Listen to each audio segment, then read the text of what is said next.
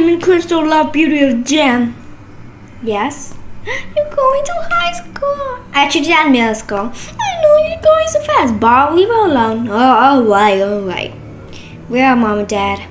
I love going to school, but I'm scared. Well, it's okay. Just make friends, okay? Okay. Bye, Dad. Bye, Mom. I love you. Yeah. I'm gonna go to the room. Me too. When she's going to school. Wow. I just hardly know nobody. Wow. I'm very scared. Hi. Hi. Oh, bye. Oh, okay, bye. Oh, no, kid. Move. You are new, aren't you? Yes. Well, my name is Jasmine. Your name? My name is Diamond. What's your last name? Crystal? Diamond, Crystal love beauty of gem. Wow, that's the prettiest name. Thank you. But Jasmine's a pretty name. It's like a gem. Well, you got to be careful. Why? Because there's a girl named Crystal, and her last name is Diamond. Only Crystal Diamond. And probably she would be jealous of you. Oh. Well, after school. Have fun. Are you new? No, I'm not. Oh. Well, I could show you the way.